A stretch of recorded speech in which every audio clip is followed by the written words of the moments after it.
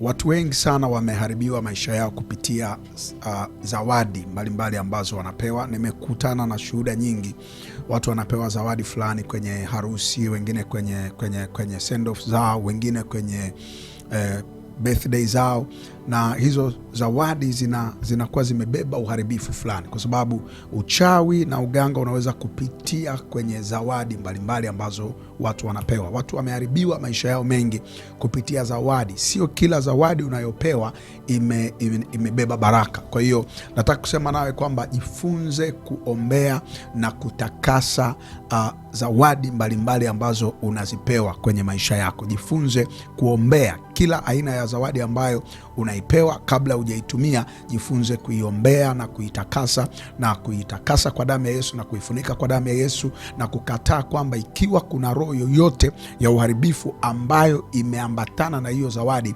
unaikataa na kuivua na kuitakasa hiyo zawadi yako, ndipo uitumie. Kwa sababu wakati mwingine unaweza ukapewa zawadi, kumbe hiyo zawadi inabeba nyota yako, inabeba baraka zako, mtu anayafunga maisha yako. Nimeshakutana na watu ambao wamepewa zawadi za sanda kwenye harusi yao. Nimekutana na watu ambao wamepewa zawadi za vyombo vilivyochakaa kwenye harusi. Nimekutana na zawadi na watu ambao wamepewa zawadi za nguo za ndani ambazo zimechakaa, lakini ni kwenye harusi anapewa hiyo zawadi. Unaenda kufungua hizo zawadi, alafu baadaye unakuta zawadi ya ajabu. Nimekutana na watu ambao wamepewa zawadi kwenye harusi yao, lakini ni vishilingi vile vya zamani, au unakuta umepewa zawadi lakini ni pesa ambayo imechanika. Kila zawadi ambao unapewa huielewi ina maana yake, na kikubwa ambacho nataka ujue ni kwamba adui anaweza kutumia zawadi ambazo unapewa akayafunga maisha yako kabisa. Nataka uniambie kwenye comment kwamba ni zawadi gani ambayo umewahi kupewa